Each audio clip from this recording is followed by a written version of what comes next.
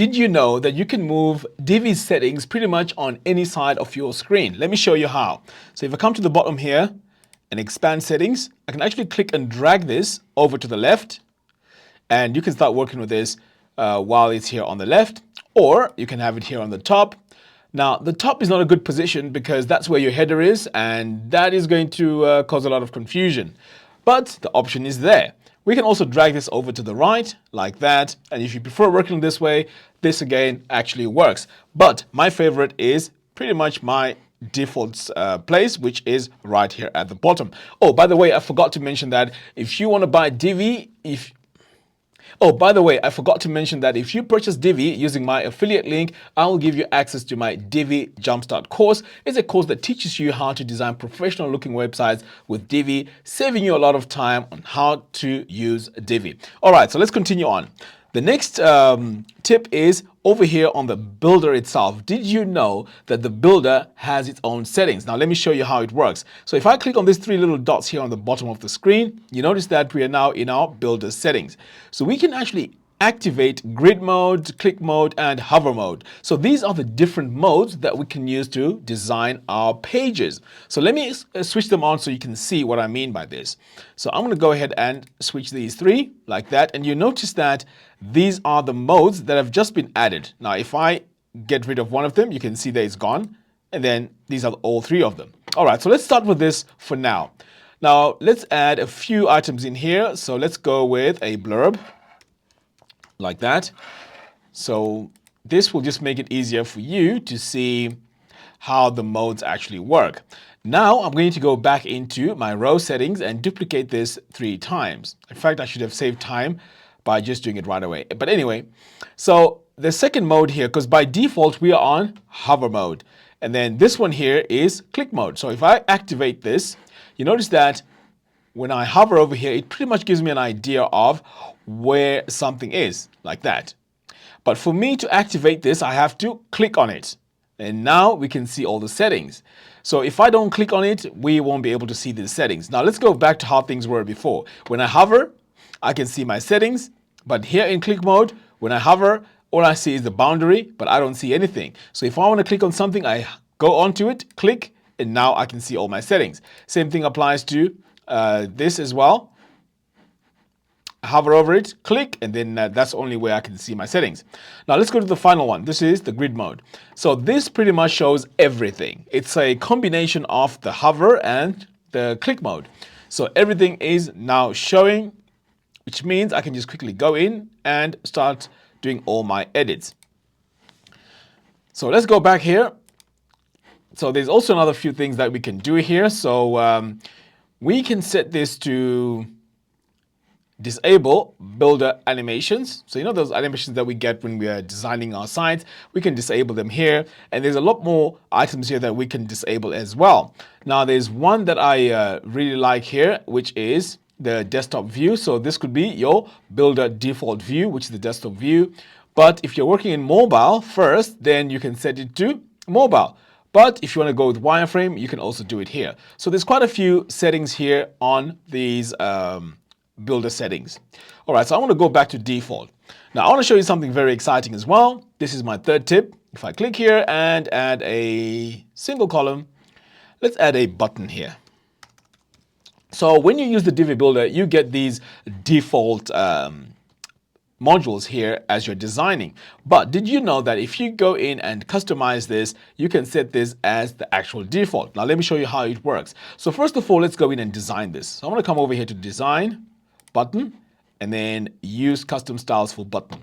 So let's set our size here. I'm going to set this to 1.3 EM. That's just my text size. In fact, let's go to 1.4.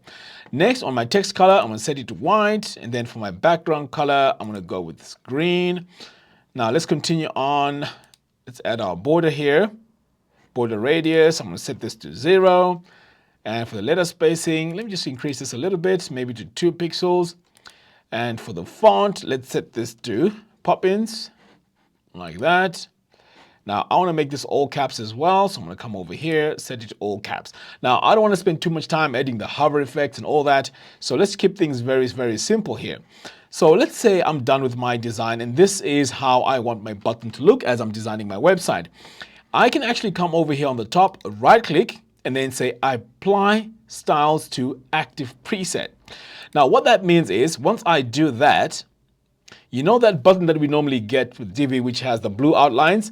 We are not going to get that anymore. We are going now to get our own one that we've just created. So even if I delete this, and next time I want to add a button, I can just go in here, search for my button module, and then select it. Now, notice that this now has become my default because I've applied it. Now, let me do this one more time. So I'm going to do this time with a blurb. So I want to go in and make a few custom edits. I'm going to go in here. Let's make this all caps. Let's set our font here to Poppins. In fact, let's make it bold first. And then the size is fine. We don't want to do too many edits. We're going to give this a bit of letter spacing like that. We're going to center it. Okay, so that looks great. Now let's come over here to the description text. We're going to center it just like what we did there. And we are going to change our font here to Poppins. I'm going to search for it like that. Let's increase the size a little bit. Maybe we may want to make this light like that and then increase the size a bit. Okay, so let's say this is the style that I want to go with. I mean, I could have gone in here and also added an icon, but I just want to keep things very simple here. So you know this is our main default one, but I want this text to be centered and the description text to be centered as well as my default. So if I right click, I can say apply styles to active preset, and then I can say yes. Now, next time I add a blurb onto my site, this is the style that we're going to have. Now, notice that these also have changed. So let's delete this like that. And then let's add a blurb here. So you are going to notice right away that this is not going to be your standard Divi blurb. This is now my custom one. Okay, you can apply this to all your modules across your whole website, making things easier for you as you're designing your website. Okay, so let's move on and let's talk about exporting your design. So you know, once you've designed your a page like this, you can actually export it by coming over here to exports content. So you can give this a name. So I've called this page tips, but of course you can name this page whatever you want. So I'm just going to call it tips export like that. And I can actually export this layout. So there we go. That's our JSON file. Now you can send this to pretty much anyone and share it, or you can save it as a backup, or even save it for future use. So let's say you start designing another page on your website, you can actually go in and import it. And importing it is very easy. You just come over here again and then click on import. And then you choose the file, which is this one here. You can drag and drop it here like that. Replace existing and then click import. And there you go. I've just imported it. But of course you can't see the difference because I did not make any changes to this. Finally, did you know that to remove your header and footer of any page, you can do this in the theme builder? Now let me show you how that works. First of all, let's exit from here. Save and exit. Okay, so now we are out of our builder here. Next, we are going to go into our dashboard and come all the way down here to Divi and then click on Theme Builder. So what I'm going to do here in the Theme Builder is create a brand new page. So I'm going to click on this plus button and then say Build New Template. So what I'm going to do is I'm going to come over here to specific pages and just hover over here. Now my page here is called Tips. Okay, I'm going to say Create Template. So this is the Tips page. Okay, so I've just created a template for it over here. Specific pages, Tips. So all I have to do, if I want to disable the header and the footer, I can just click here and then click here on the footer, save changes. Now, when I come back, I can refresh this. And look at that. The header and the footer is now gone. Now, this is really good when you're creating sales pages or pages that pretty much doesn't need a header and footer. So all your landing pages, sales pages, and so on.